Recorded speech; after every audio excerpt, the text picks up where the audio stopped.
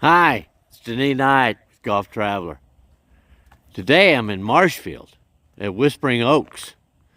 Marshfield is approximately 30 to 40 miles or so from my house, right up the interstate. So it's right off the interstate, real easy drive.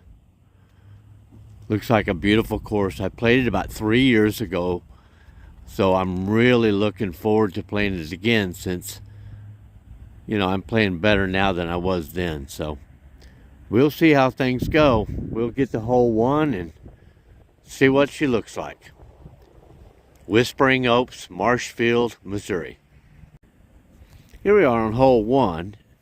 It's a par 4, and it runs right along the side of this small pond lake, and dog's just a little to the right up there, and the green is back up there towards that house, in front of that house actually. So this is hole one. Here's the green at 1 from above it, and right there is the fairway. So you kind of had to punch up over that little hill and then punch over to the green. I caught the bank and was able to pitch up and par. Hole 2 is a straightaway, par 3.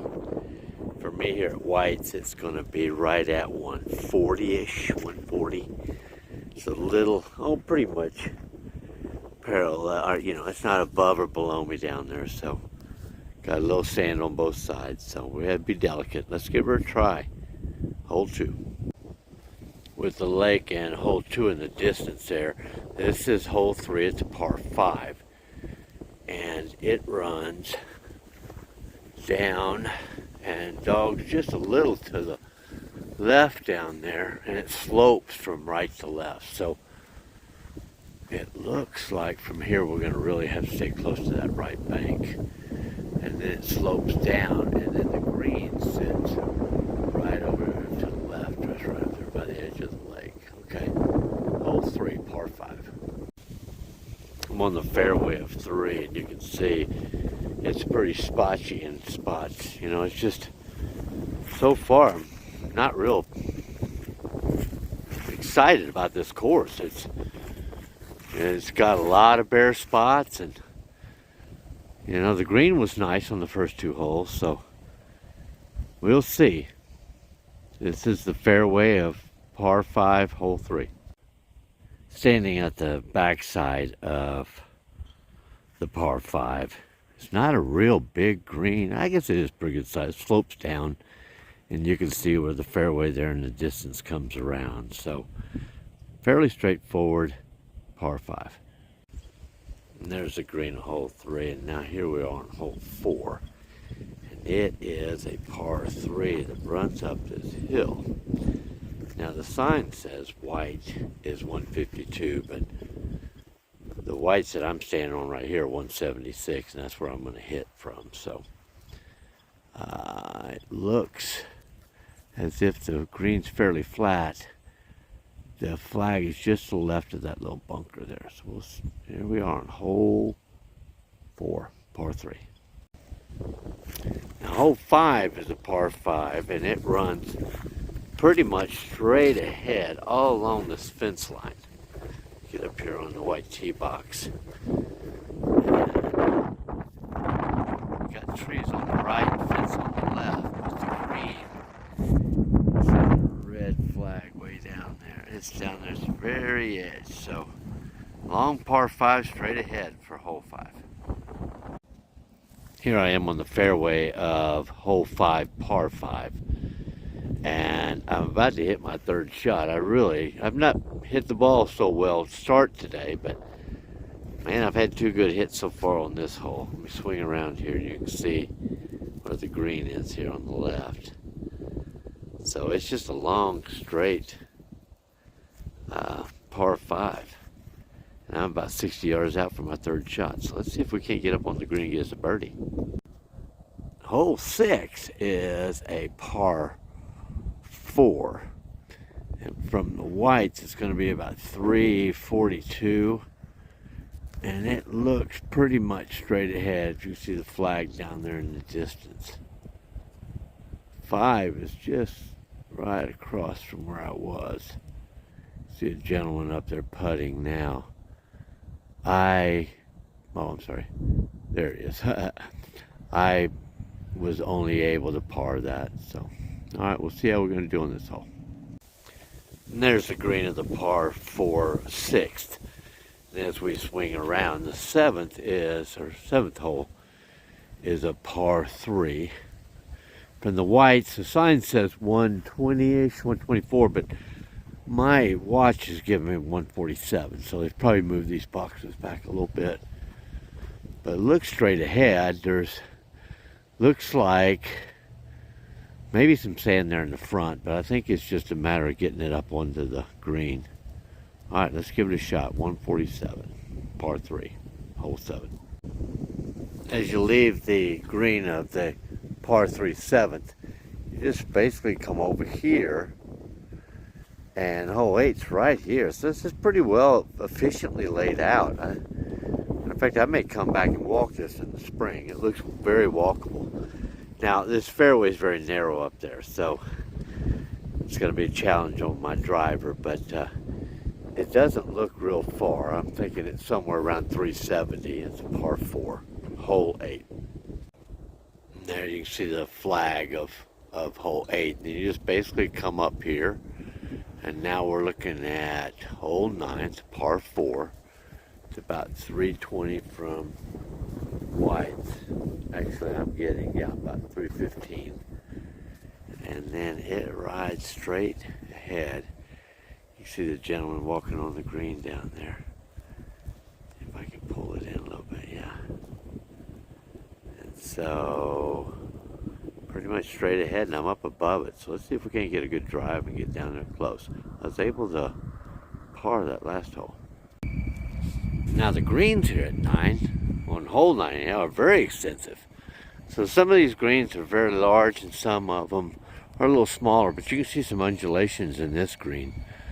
So obviously this is going to be a nice little green to putt. I got on in 2, so we'll see if I can par it. There's a clubhouse in the back. Not sure where hole 10 is, but this kind of gives you a view of, this was where I went through the front 9. Right back through in there, and then came down here for hole 9 down this hill. So gives you kind of an idea of the layout. You can kind of see the fairway of 9 way out there in the distance past those cars. And then of course here's the facility, Whispering Oaks. It's a nice facility. They got a swimming pool and stuff. And then it looks like the back 9 is on this side of the clubhouse, because number 10 is right up here in front of me, and it looks like it's fairly straight ahead. I can't see in the distance. I believe it's a par 4, and it looks like it pretty much runs right up that. The dog leg's a little to the left, so we'll see. Now there's a green at 10, and if you spin around here, we got kind of a little silo here. And hole 11 rests right behind it. It's a par 4. It's going to run about 306, it looks like. The last one was about 320, so these first 2 4s on the back are a little shorter. And this one's straight ahead and goes downhill just a little bit. So, see if we get down there and see the flag. You see the flag, so maybe we can get down there and see what happens. Hole up. There's back there at the tee box by that silo. And it just comes straight up to the green. It's a straightforward hole, real nice. Actually, I was able to birdie that hole, which is nice. I don't get many birdies. Now here is 12, and it runs right along side of the water, as you can see. Here's the tee box is just to my left. And let me get out a little bit if I can. You can kind of see where the water is. And then the green will lie down there amongst those trees. So this is hole 12, par 4, white's about 332. I hit from 332 and drove down all the way. Now I'm spinning fast, I apologize. But I'm down here in front down by the water, but I'm on the fairway. See if you can get down here by my cart. There's my ball. Let me go out just a little bit. I'm just 71 yards out from 332, so I can't do the math in my head real quick, but I definitely had a decent drive. So let's see if we can't just punch that bad boy on there and maybe a back-to-back bird. There's the green of hole 12. I two-putted a par, which that's fine. This is a par 3, 13 is. And it's about 128 for me, sorry. About 128. There's the pin pretty much straight ahead. So not a lot of obstacles or anything like that. So a lot of these holes are that way. So pretty straightforward. Not a super difficult course at this point. And there's the green for hole 13 at par 3. And so you just come up this little path and not very far, and you're, pull you up here, and then you're right in the middle of this fairway. And you can see the green, see the red flag up there, and there's some sand on the right we have to be careful of. So if we stay left, we should be okay. There's the green of 14. Just right here is the tee box of 15, and it runs right between these two tree lines, or it's lined on both sides by trees, and you can maybe make out the green. I think you can, right down there at the very end there by between those little trees. So we'll head out in here and bounce down and see how we do. This is hole 15. Well, as I said before, this place is very efficiently laid out. That is the green of 15, and then of course here's 16. You just walk straight on over. 15 came down this way. This one runs fairly parallel but in the opposite direction, and runs back up towards that silo.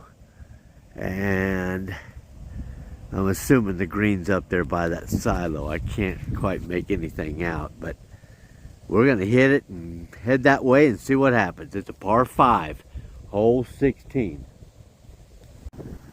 And there's the green of 16. That's a par 5. It runs right up over that hill. And 17 is just right over here. Again, very efficiently laid out. It is a par 4, and it goes down and dogs just slightly to the left. See if I can get out here, you can see it a little bit better. And then, yeah, and it goes down. I can't quite make it out, but it goes around the left of those trees down there. And then 18 is a par 3 and we'll be done. So, getting a little cool. It's late in the afternoon. There's the green of 17. So as you just kind of come right around the corner, here is 18. There's the sign for 18. And it is a par 3. There's a clubhouse there. And it's a par 3 that just runs right up to the top of that hill. You can see the white flag there in the distance. So it's about 145, I think, for white. Somewhere in that neighborhood. So we're going to give it a try. This is the 18th hole. And here's the green on 18 to finish the course. This little par 3, 144 from white. There is the clubhouse in the distance, and so I've really enjoyed this course. Greens were fast, but really very efficiently laid out. First couple of holes I didn't care for, were a little spotty fairways, but it cleaned up very quickly, and the hole back 9 is just really nice. So definitely I'll be back.